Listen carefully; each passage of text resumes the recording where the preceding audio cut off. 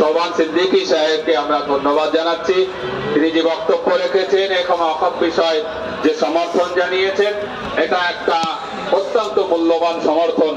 এরপরে আমি সময় দীর্ঘায়িত না করে আমাদের মধ্যে দুজন আইনজীবী রয়েছেন, আমাদের অ্যাডভোকেট আব্দুস সামাদ সাহেব আছেন, আমি তার কাছে অনুরোধ করব তিনি এই প্রস্তাবের সমর্থন করবেন। অ্যাডভোকেট আব্দুস সামাদ সাহেব, কলকাতা হাইকোর্ট।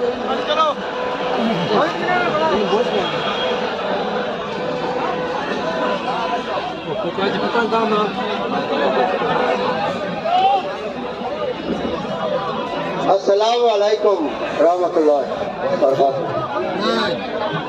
আপনাদের সবার প্রতি আমার ভালোবাসা এবং আমার সম্মান আপনারা গ্রহণ করুন।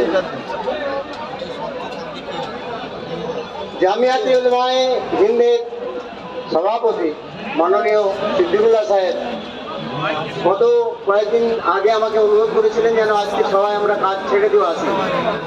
আমরা হাইকোর্টে অনেক কাজ আছে জানি, কিন্তু তার থেকে এটা অনেক মহৎ কাজ এবং অনেক বড় কাজ। সেই কাজটা আমরা যদি সম্পাদন না করি আমার দায়িত্ব থেকে, তাহলে আমি আমার কমিউনিটিকে, আমি মানব জাতির যে একটা বৃহত্তর অংশ, ভারতবর্ষের মানব জাতির একটা বৃহত্তর অংশ, তাদের কাছ থেকে আমি নিজেকে বিচ্ছিন্ন করে ফেলবো। সেই জন্য আজকে আপনাদের কাছে দু চারটি কথা মাত্র আমি বলবো। প্রথম যে কথাটা সেটা হচ্ছে, এর আগে আমরা সংবিধান সংশোধন, সংবিধান রক্ষা করার আন্দোলন করেছি জমিয়াতের ব্যানারে। আপনারা তার সঙ্গে সবাই এসেছেন নানা জায়গা থেকে, এবং এনআরসি নিয়ে আমরা যে লড়াই সেখানেও আমরা ছিলাম, এবং এনআরসির সেই লড়াই, আমাদের লড়াই ছাড়া সারা ভারতবর্ষে লড়াইয়ের ফলে আজকে এনআরসি চালু করতে ওরা পারেনি। আর একটা জিনিস আপনাদের জানিয়ে দিই যে আজকের এই সভা, যে লক্ষ মানুষের সভা, এইখান থেকে এই আওয়াজ উঠুক যে কেন্দ্র সরকার তুমি যে ওয়াকফ অ্যামেন্ডমেন্ট বিল আনছো, এই বিল তোমার আনার কোনো অধিকার নেই। কারণ এই বিলের মাঝখানে ভারতবর্ষের সংবিধানে যে আমার যে অধিকার সংরক্ষিত আছে 29 থেকে 30 ধারার মধ্যে, সেই অধিকার ভেঙে চুরমার হয়ে যাবে।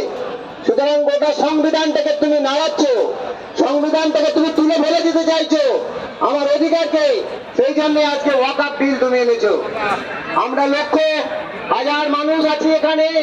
তোমার এই অপচেষ্টা, তোমাদের এই অপচেষ্টা, বিজেপির যে এই অপচেষ্টা, নরেন্দ্র মোদীর যে অপচেষ্টা, তাকে আমরা প্রতিহত করব আমাদের রক্ত দিয়ে। আগামী দিনে রক্তের বিনিময় দরকার হলে আমাদের সবাইকেই এগিয়ে আসতে হবে। এই দাবি রেখে আমি আমার বক্তব্য শেষ করছি। এখন আপনাদের